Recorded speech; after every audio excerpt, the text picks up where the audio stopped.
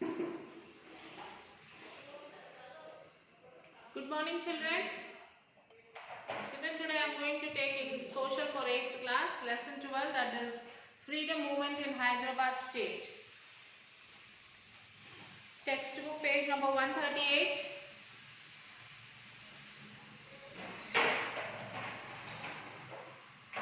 Yes, Hyderabad was an important princely state under the British paramountcy in Deccan. It was ruled by Nizam, who were allied with the British viceroys and had to adhere to the policies decided by them. So it was a princely state and it was ruling by Nizam people. The viceroys appointed residents in Hyderabad who supervised the policies of the state and also interfered in the administration from time to time. So in this chapter we will read about the condition of the people of the state under the British Nizam rule and how they fought for freedom. So in this lesson we are going to learn about how the people's condition was under British Nizam's rule. So the Hyderabad state comprised of regions in which Marathi, Kannada, Telugu and Deccani Urdu were spoken. So in this chapter we will look at mainly the Telugu and Urdu speaking districts which form Telangana state in the present day. So in this lesson we are going to study about only Telugu and Urdu speaking districts and which are the main which form Telangana state in the now present day. So early years of nationalism. In October 1888 in Hyderabad, a small committee of influential people circulated handbills and placards for holding a meeting or to popularize Indian National Congress. Agoranath Chattopadhyaya was the initiator of nationalism in Hyderabad. So Agoranath Chattopadhyaya was the main person to initialize this nationalism in Hyderabad. The Congress attracted a large section of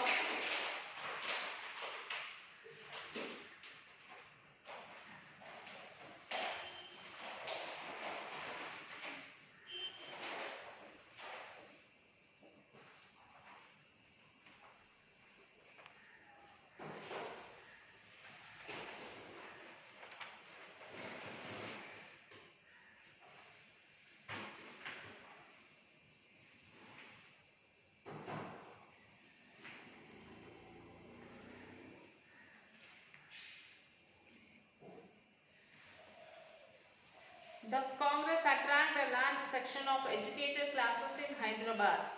Maula Abdul Khayyam of Hyderabad became a great champion of the Congress. He attended the Congress meetings and appealed to attack the nobility and opposed the special favors granted to them in the Nizam state. He was also responsible for organizing Anjuman-e-Marif, which aimed at developing social, intellectual and economic life of the people. Various newspapers were published from the state indicating the extent of nationalist influence. Papers like Hyderabad Telegram, Deccan Standard, Muslims One, Safik, etc. propagated the ideology of nationalism and reforms.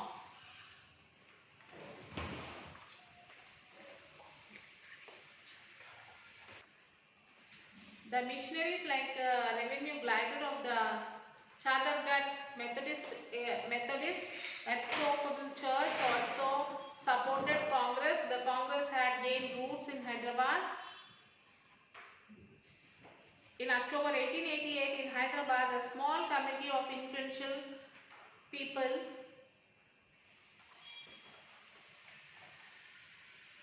the Nizam were initially provincial governors of Mughal emperors. They ruled with the help of hereditary Jagirdars and subordinate kings of samasthanams. So the Nizam people at the initial states, they have ruled the Hyderabad state with the help of their hereditary, that is Jagirdars. Hereditary means their forefathers, like that, Jagirdars, and they can be called, and also the subordinate kings of samsthanams. The important samsthanams in Telangana were Vanapatti, Garhwal, Domakonda, Siranpalli, Kolhapur, Palvancha, Atmapur and Alladurgam. These are the important places of Telangana, and Jagirdars were given control of dozens and even hundreds of villages which they ruled as they desired and collected taxes from the people. So Jagirdars, they used to rule these people and they used to collect the taxes from them. The rest of the kingdom was ruled directly by the Nizam with the help of Deshmukhs, and remaining places were ruled by the Nizams directly, about whom they read in the earlier chapter. The Nizams wanted to retain the old system in which the king and his nobles controlled all the resources and ruled as they willed. They did not allow any democratic systems like local bodies or legislatures. The seventh Nizam, Mir Usman Ali Khan, opposed the Congress-led nationalist movement and passed several fireman's or royal orders curtailing the political activity in the state.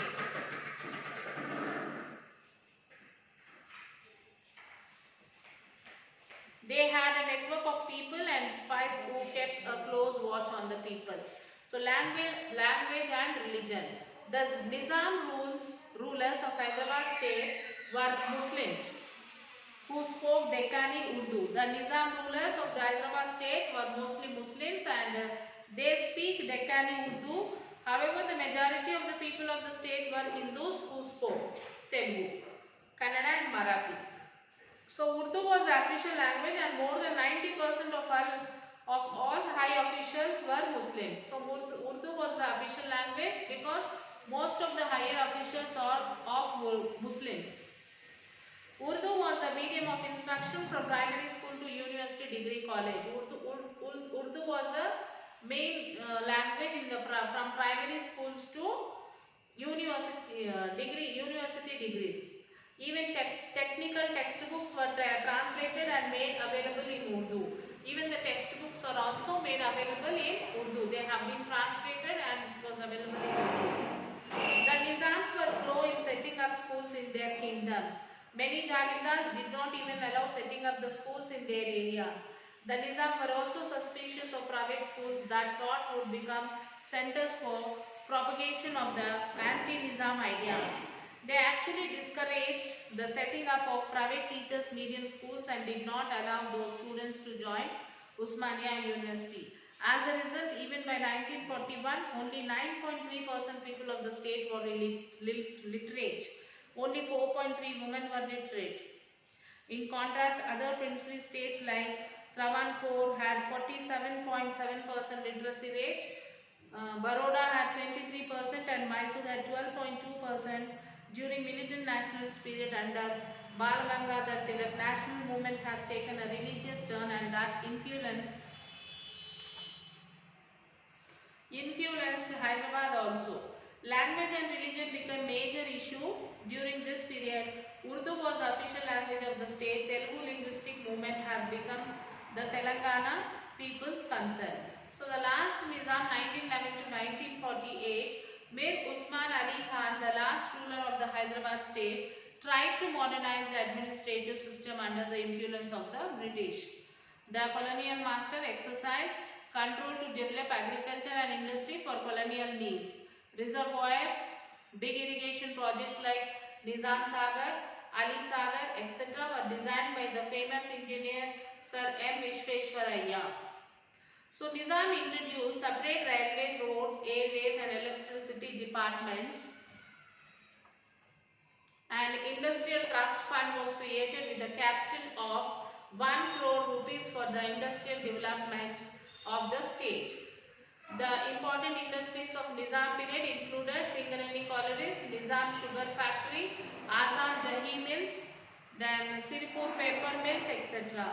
All these industries played a vital role in the state's economy and provided employment opportunities for the people in Hyderabad state. So in 1941, the Nizam founded the Hyderabad State Bank, now State Bank of India, as the state's central bank, which managed the Usmania Sikka, the currency of the Hyderabad state. It was the only state which had its own currency, the Hyderabadi rupee, which was different from the rest of India. So important public institutions like the Usmania General Hospital, Usmania University, High Court, Central State Library, Unnaini Hospital, Jubilee Hall, Town Hall, now known as Assembly Hall, Hyderabad Museum, now known as State Museum, Hyderabad House in Delhi, were built during this time. These all have built in that times. To protect historical monuments, the Archaeological Department was established in 1914. To protect the historical monuments, the Archaeological Department was being established in the year 1914. This relative development had taken place in colonial political situation, but it also helped the rise of middle class in Hyderabad and initiate new political ideas. So Mir Usman Ali Khan was also ambitious and wanted to continue the rule. Hyderabad as an independent after the British left India in 1947. So as we got the independence in 1947, the British left Hyderabad. So after that, Mir Usman Ali Khan, his ambition is to continue to rule. This ran counter to the wishes of people of the state who wanted to become part of independent India. Let us see how their wishes were fulfilled. Andhra Jana Sangam Library Movement. In the early 20th century, a large number of books were printed in Telugu in Andhra region and circulated through libraries that had been set up in Telangana known as the villages. In 1901, Sri Krishnadevaraya Andhra Bhasha Nilayam was established in Andhra Pradesh by Komaraju Lakshmana Rao along with Nayaneni Venkata Ranga Rao and Ravi Chettu Ranga Rao, which continues to this day. However, Telugu remained discriminated in the Hyderabad state in 1921. In a meeting in Vivekavardhini College in Hyderabad, a person was insulted by bringing up a resolution in Telugu rather than in English or Urdu. So Telugu speaking people felt greatly offended by this incident and were motivated to fight for the rightful place of Telugu. So as the Urdu was main language was Urdu, so there was a meeting in the Vivekavardhani College in Hyderabad. There a person came and spoke in Telugu. So the person was insulted and the Telugu people felt greatly offended by this incident and they all started to fight for the rightful place for Telugu. So during this period, the linguistic debate entered in the Hyderabad nationalist discourse. So in 1924, Madapatti Hanumantrao and others formed the Andhra Jana Sangam to establish libraries and reading rooms, encourage students and scholars. So in 1924, Madapatti Hanumantrao and other people, they formed this Andhra Sangam for libraries and reading rooms to encourage the students. They collected and circulated Telugu manuscripts to promote Telugu literature. So they wanted to promote Telugu language.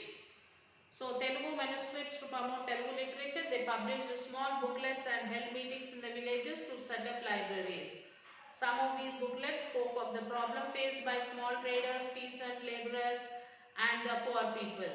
They also set up over 4,000 schools, many of which had been closed down due to the opposition of the government. Nevertheless, the movement grew in momentum as more and more people, women students, singers, etc. participated in it. Next is Andhra Mahasabha.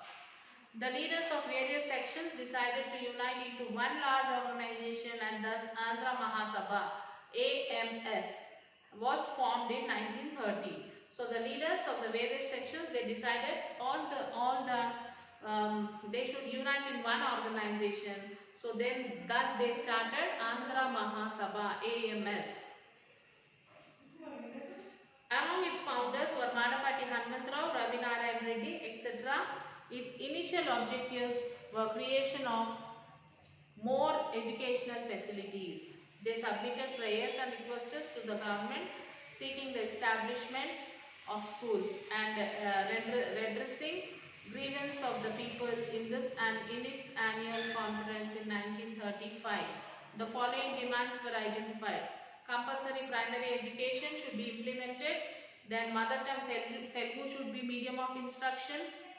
Then legitimate rights of the people to the Jagir should be protected. Child marriage should be discouraged.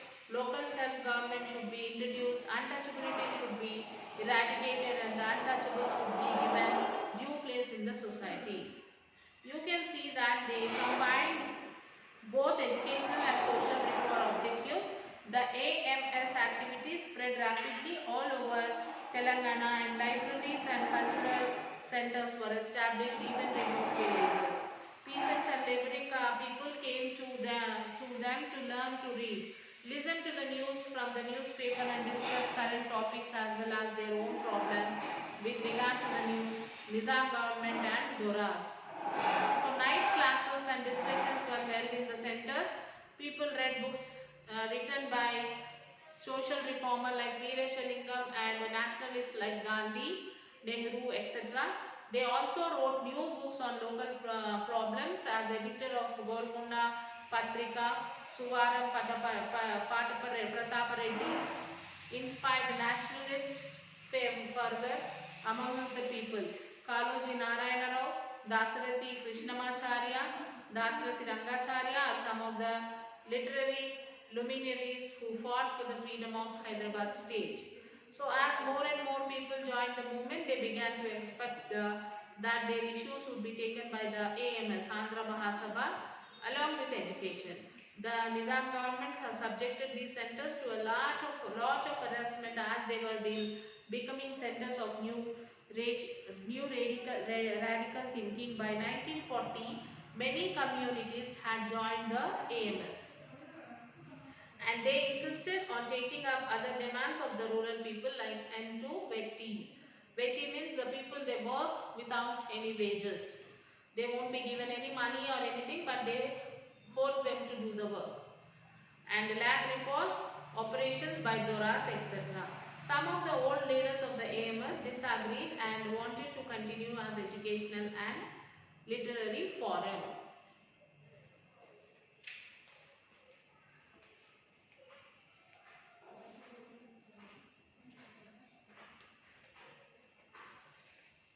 Hyderabad State Congress. The Indian National Congress only functioned in British India and did not function directly in the princely states.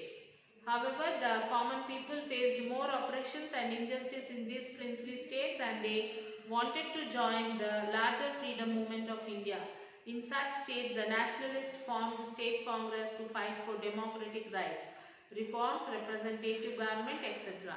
This happened in Hyderabad too. The Hyderabad State Congress was formed in 1938, seeing the rising tide of nationalism in Hyderabad. The Nizam banned the singing of Vande Mataram, the popular nationalist song. This caused a mass reaction and the students in schools and colleges took part in agitation by singing that song. The Nizams responded by closing down the colleges and forcing many students to go to their other states to continue their studies. Enthused by the response of the young of the state, the nationalists of Hyderabad, who were sympathetic to the Congress movement in the country, set up the